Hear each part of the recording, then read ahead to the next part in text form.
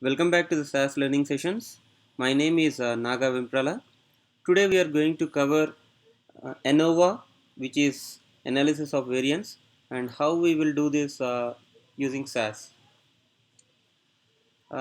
Previously we have seen t-test, that is for performing univariate analysis on a single quantitative variable, a continuous variable, and also we have performed some uh, two sample t-tests where we tried identifying if there is any significant difference between the means of these two populations.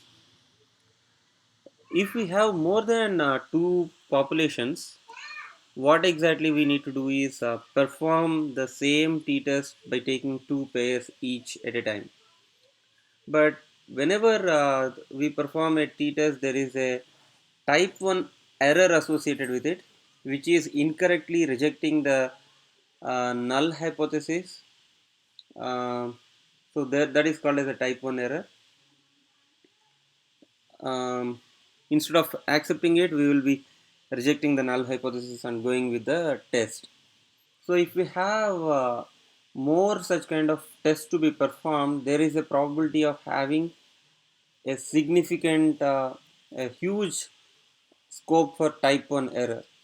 So to address this, we have ANOVA, which is to identify if there is any significant difference in the means of two or more than two populations, or it is also called as a F test.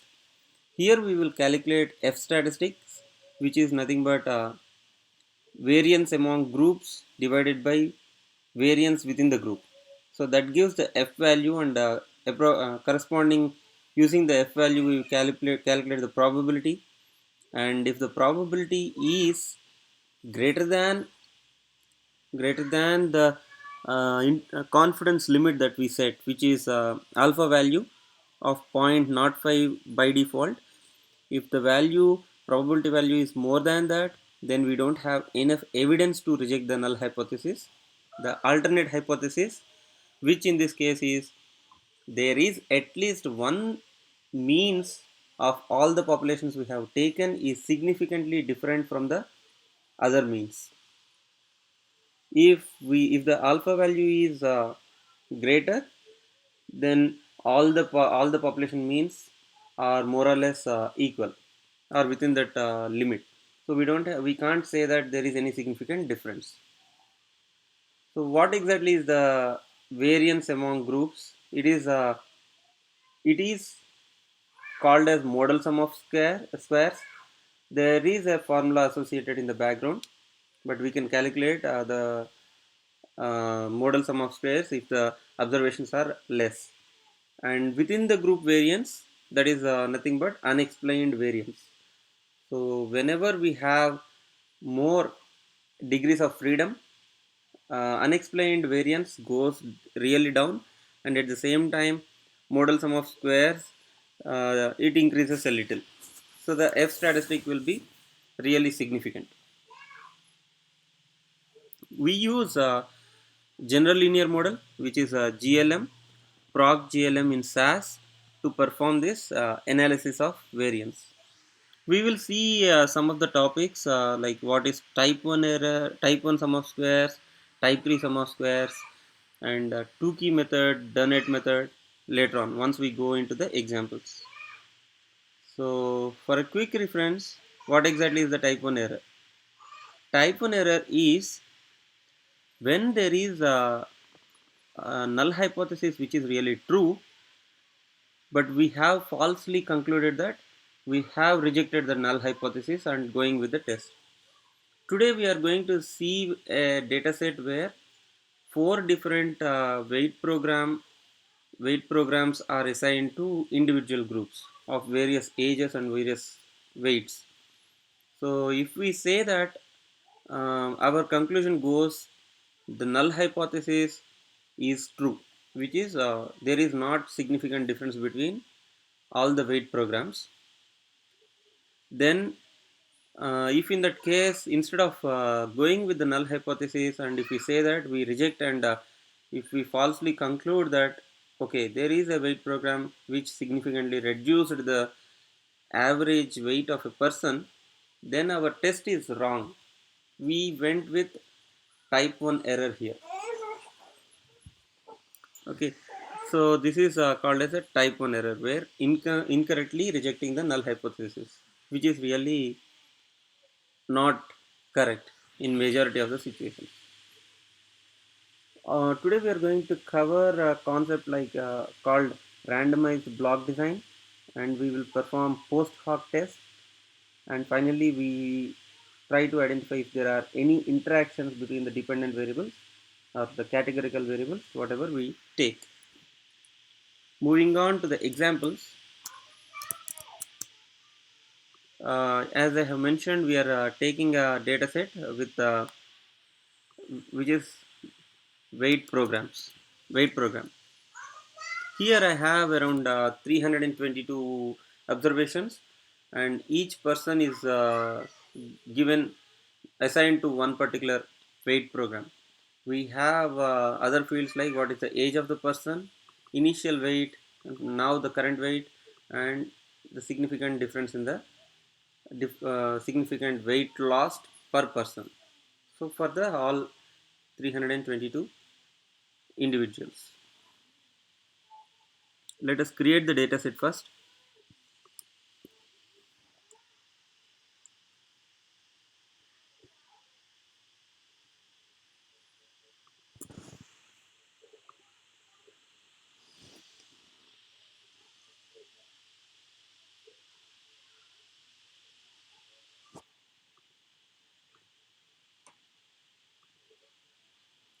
So we got the dataset created with 322 records and 7 columns.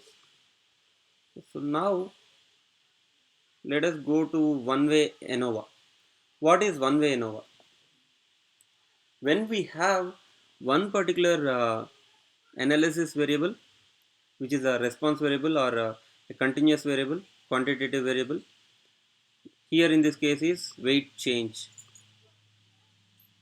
and only one categorical variable with multiple levels. Multiple levels is here we have four different programs. Here I have only one categorical variable and one analysis variable. We can have multiple analysis variable. Overall, we will be generating ANOVA for each variable. Here, if I have multiple levels of single categorical variable, then this kind of model is called as a one-way ANOVA, where I have the one-way ANOVA says completely about the categorical variable. Here I have just one, so it is a one-way ANOVA, simple ANOVA model, where I am grouping the data by grouping the weight change data by team. Here I have four teams, so I have four groups, just on one factor, which is the team. So such kind of analysis is a one-way ANOVA model. We use, as I have mentioned, we use the sum of squares concept behind it to compute the F statistics, which eventually provide us the probability. And based on the alpha level, we need to consider that probability or not. We will decide, and either we will go with further analysis or we take the conclusions. I am performing this GLM or general linear model to come up with this ANOVA analysis on dataset weight program. And we have seen this plots is equal to diagnostic previously, where it generates the GLM, it generates a lot of plots. One among those plots is to verify the assumptions, whatever the assumptions are set for ANOVA, whether all the assumptions are satisfied or not. So we have probability plots coming out of the GLM PROC, and we have histogram on residuals.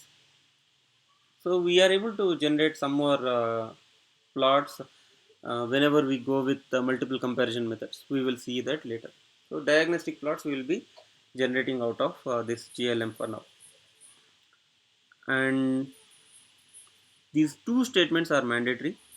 Class statements, here will give all the categorical variables we are interested in. Currently I am interested in only the team. And the model statement, it should hold both the categorical as well as continuous variable. Here my continuous variable is weight change. It should be followed by the model that I am considering. The model I am considering is one way, so only one categorical variable I am specifying here. And mean statement, it generate the unadjusted means. Okay, what ANOVA does is it generates a simple table with the unadjusted means data, and in the tabular form we will be able to verify. And how test, which we have seen previously as well, this is for the homogeneity of variance, to test whether the variance is equal for all the groups or not. That is one of the assumptions, bare minimum required for performing a ANOVA model. Moving further, actually we have three assumptions that need to be satisfied to get a perfect ANOVA model. Those three assumptions are: first one is the sample, whatever the population we have taken or the sample we have taken, it should be independent of each other. So here team A data doesn't should not depend on the team B and team C and team D, like that. So the data should be taken without any dependencies. And the second assumption is residuals should be normally distributed. A residual is nothing but if we take each and every observation and subtract the group mean out of each observation, the value that we get is the residual. So if the residuals are normally distributed, which is nothing but if you draw a probability plot, it should follow the diagonal. Or if we draw a histogram and a smooth curve, if it is drawn over the histogram, it should follow a inverted bell-shaped curve. Sorry, it's a bell-shaped curve. So, so for the normal distribution, the residual should be normally distributed. The second assumption is met. And third assumption is equal variance. For that we have homogeneity of variance. And remember, this can be used only in one-way ANOVA model. The how test option can be given only in one-way ANOVA model. So these are the three assumptions for performing GLM. So let us start with the first example. I am running the code.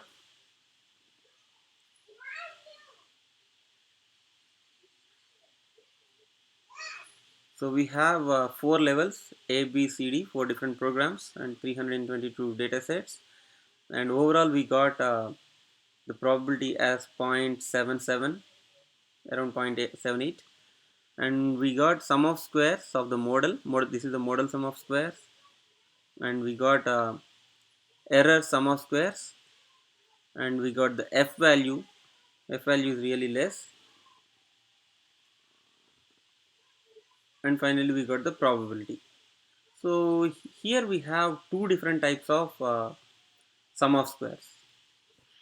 We have seen it in the presentation as well. So here type 1 sum of squares is obtained by fitting the effects by the order in which the factors are applied to the model. So here if you observe the data, type 1 sum of square and type 2 sum of square is the same, is equal, because we just have we are performing just one way ANOVA model here. So whenever there are multiple factors associated with the model, here the only factor we are worried is by grouped by single categorical variable, four different training programs, weight loss programs. If anyway, in the next example we will be considering another factor, which is age group, how the training program worked well for associates or individuals with different varying ages. So when we have such kind of um, another category added to the model, or another factor considered into the model, then type 1 sum of squares and type 3 sum of squares does not go the same.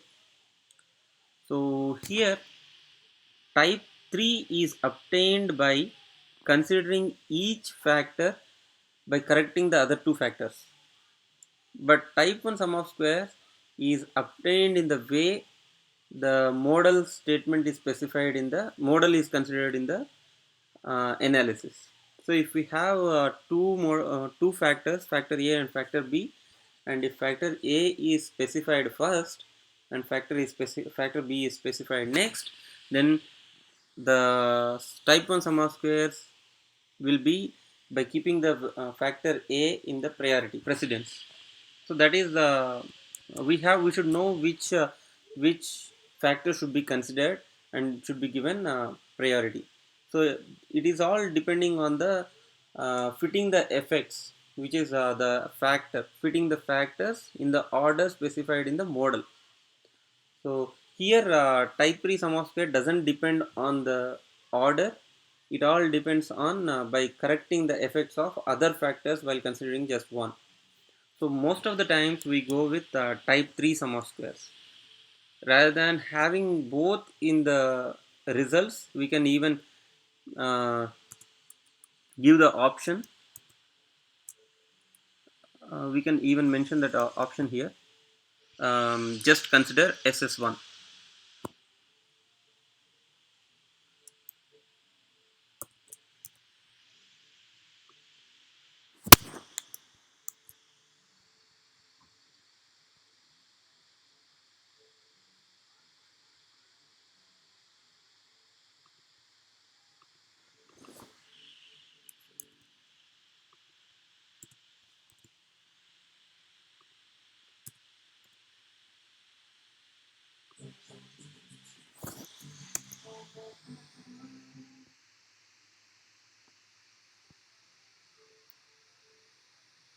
So just by mentioning in the options as SS3, we just got type 3 sum of squares in the result.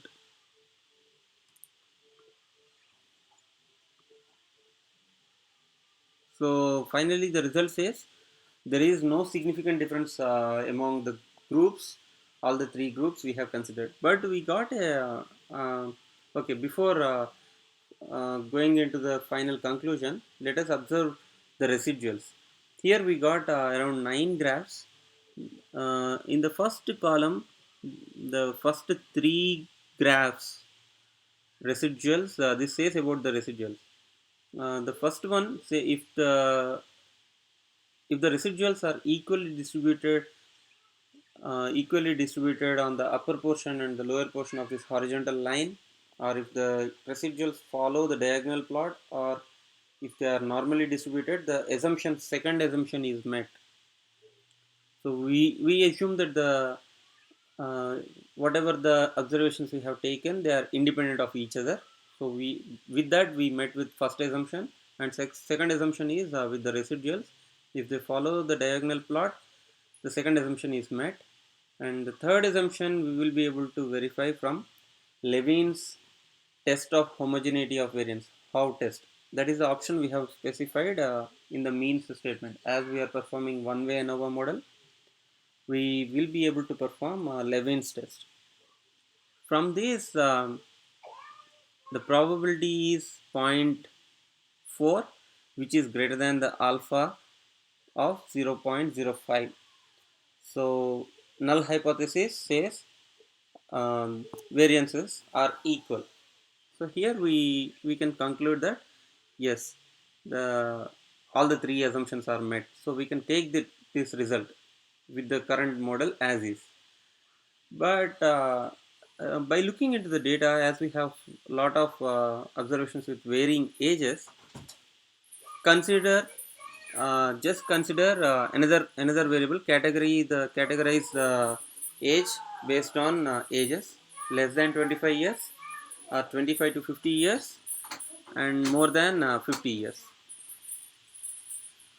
So I'm dividing. I'm creating a format and regenerating the input data with this particular group.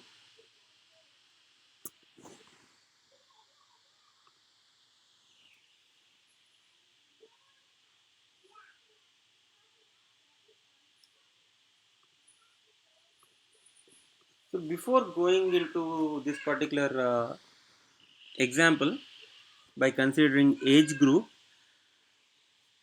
Age group is what I am not really interested. I am interested in which training program is really suited, or which is really providing results for my results for the individuals who are undergoing the training, so that they are able to reduce their weight significantly. So my main factor is just the training program, uh, one out of the four programs or more than one, which is really significantly giving the expected weight loss. So this can be considered as a nuisance factor if we know that each group is equally given with individuals of various ages. That is what the assumption I am going with. If we have anything like that, this particular, including this age factor, nullifies the effect of age factor. And again, here also I will include just a um, type 3 sum of squares. Okay, so by including the second factor and the main factor alone, I will be considering that particular, ignoring the second factor, and while considering the only one but having the second factor in the model. This is a kind of, this is a this is a particular strategy, I can say. um, that particular design is called as randomized design, randomized block design.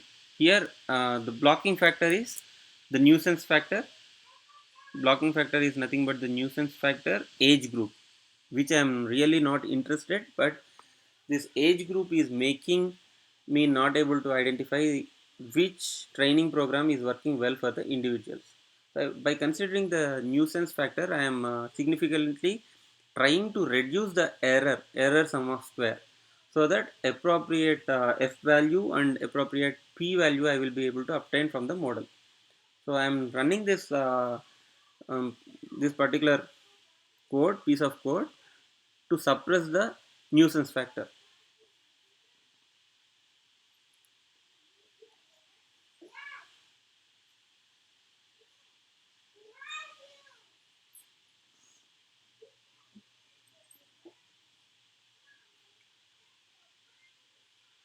Yes, now I am able to say, by including this nuisance, this age group, there is a significant difference between the training programs and overall model.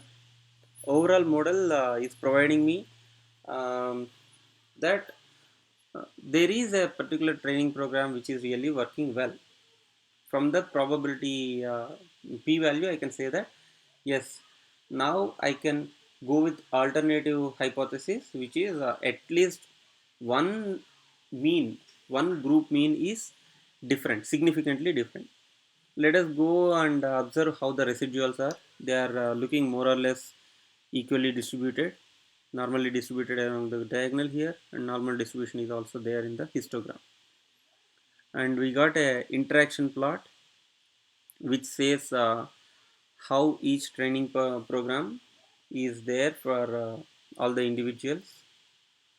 Looking at this interaction plot, we can say that yes, there is not significant weight difference when we for the associates individual age of more than 50 years, and more or less both individuals in the age groups of 0 to 25 and 25 to 50, all the training programs are more or less giving the same result. Looks like the C program is a little better, or D, but we don't know for now. So when we are not able to conclude actually which training program is working well, we have to perform post hoc analysis. So post hoc analysis, what it will do is multiple comparison technique we will be able to perform between the groups to significantly identify which group or which factors we can consider, which groups we can consider from the output whatever we got. and we will be able to plot some diffograms out of it, uh, graphically, to graphically identify uh, which treatment is working well. Here we have four different treatments. So we have uh, two key method and Dunnett method, two different methods in order to go with the comparison, multiple comparison techniques. So two key method is the default method, and what it will do is each each of the group is taken separately, and we perform multiple pairs, and at the same time we will try to reduce the type 1 error. So internally, the two key method, what it will do is type 1 error will be suppressed to the least possible value, and it will be tried to keep it as same alpha of 0.05.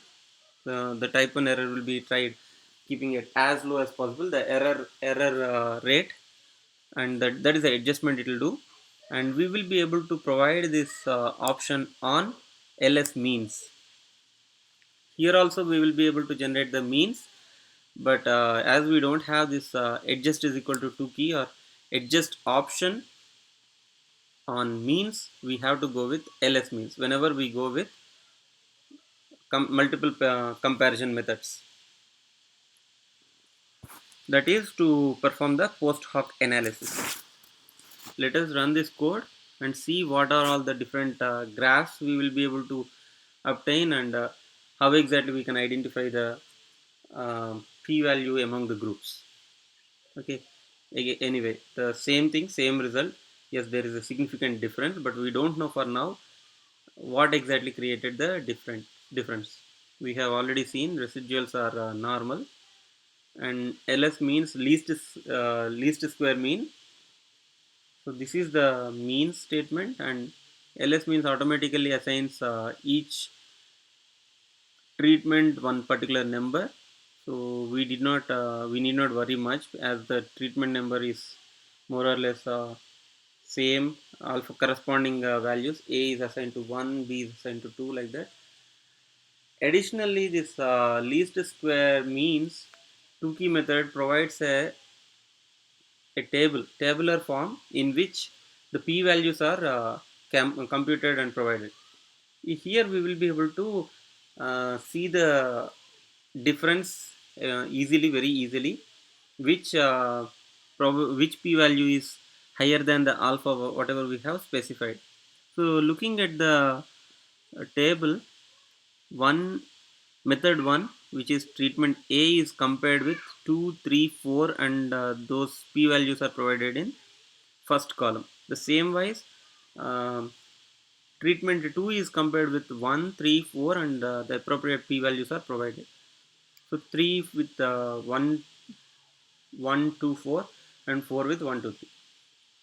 So looking at this data, still we are not able to say the main effect here in the ls means we have given as team. So here almost all the p values are greater than 0.05. So they are not less than 0.05. So the significant difference is not exactly within the team itself. It is through the age group. So here we have considered two factors: the nuisance effect is age group, and the main effect, which is the team. So the nuisance factor is contributing much for the significant difference in the overall model, but not the main effect. So the main effect is not bringing much change among all the four groups, as the p-value is greater than 0.05 in our case. And finally, a beautiful diffogram is also generated out of this two key method. Here we can see this brown color line is for the non-significant differences. The horizontal lines, using this horizontal line and the vertical line where exactly they intersect, we can say if the line that we are touching here is brown or blue. If it is brown, there is a non-significant difference. So the point of interaction from A to B, the significance is it is not really significant, non-significant. So the difference is not there. We cannot conclude which training method is suiting well for the individuals. So in order to do, mm, okay, this is with the two key method. The same way we can perform a Dunnett method. What exactly is the Dunnett method is? Here we compared each and every group with the other group. But in the Dunnett method, we will take a control group. One particular group is taken as the reference, and we will compare the means with all the other three groups to see if there is any significant difference. Only statement that is differing from both the methods is ls mean, and here instead of mentioning 2 key we will give Dunnett, and in the PDF we give the control statement. What is the control group? So let us generate this statistics using Dunnett method. The p values will be a little different because we are comparing it with the other group. Yes, here we have the p value when A is compared with the B, C, D. So we have three p values and everything is greater than 0.05. And the graph says there is no significant difference beyond UDL or LDL. So we can't say which group is significantly deviating from the other.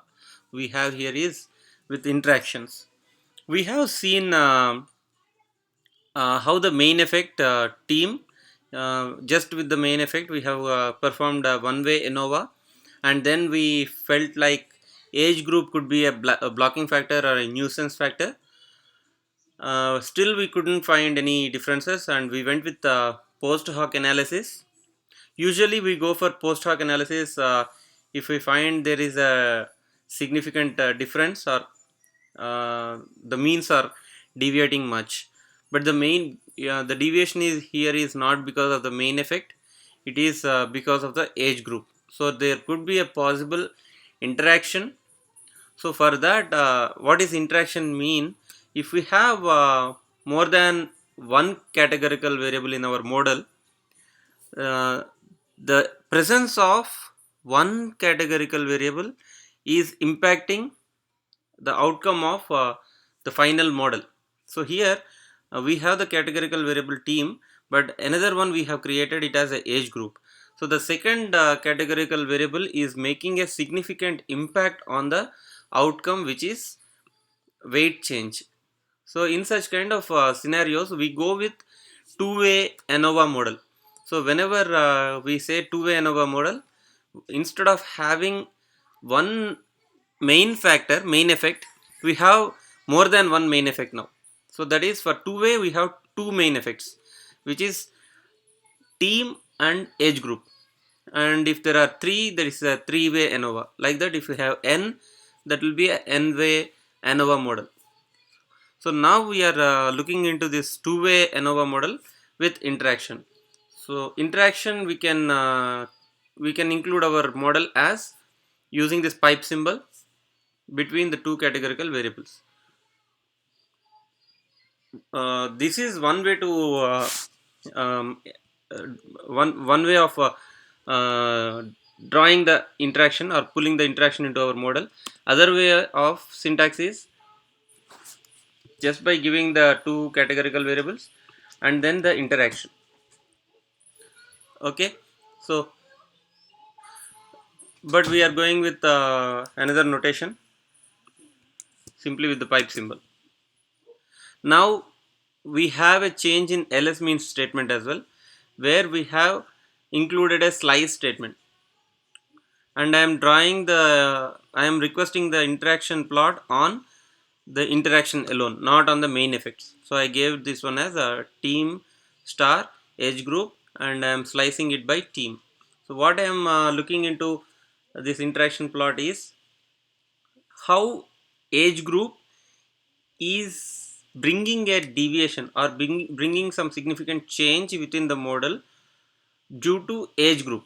Within the team, how age group is pulling the change or bringing the change into the model.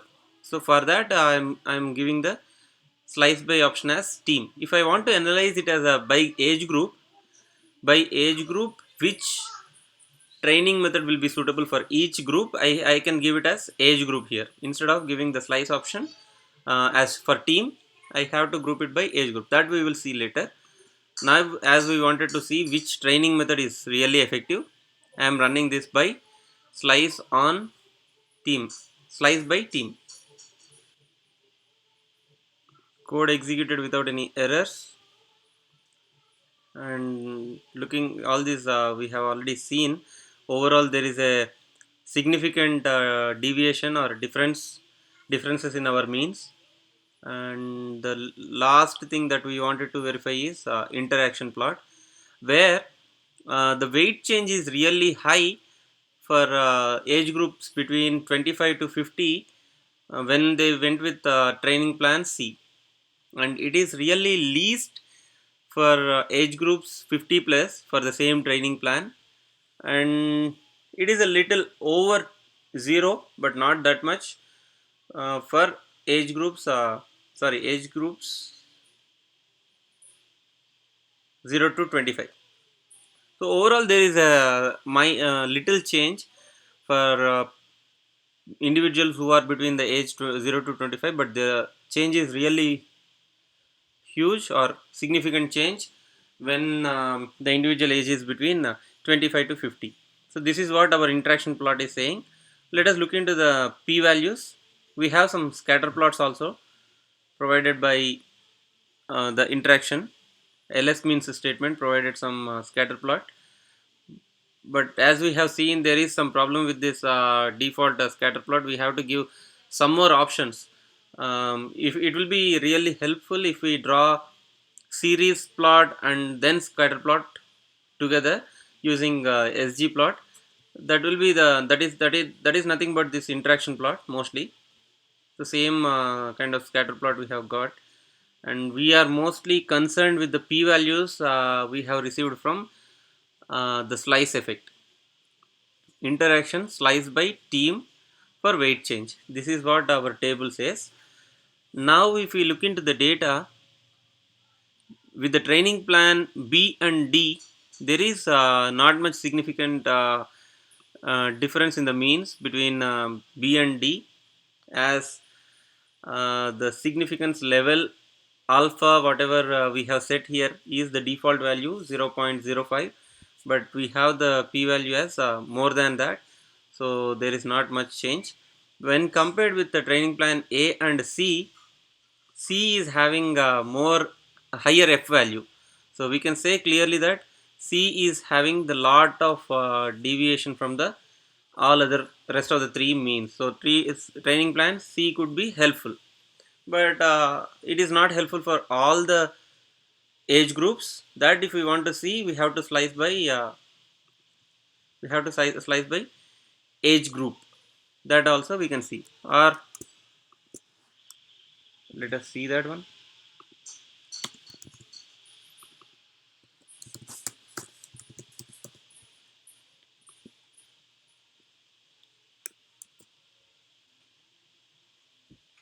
Our code ran successfully.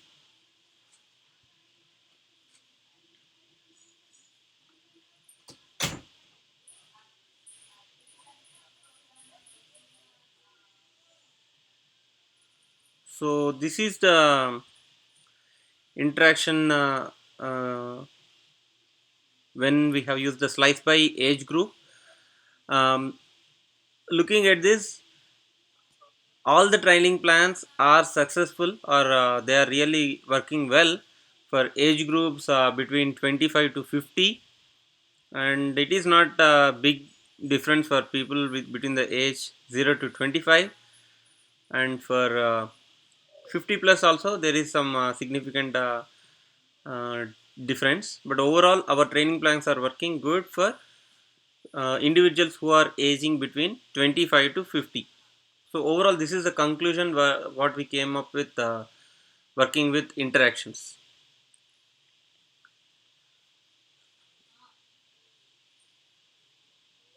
So again we got the scatter plot, but mostly we will be looking at these p values and we can take the decision appropriately.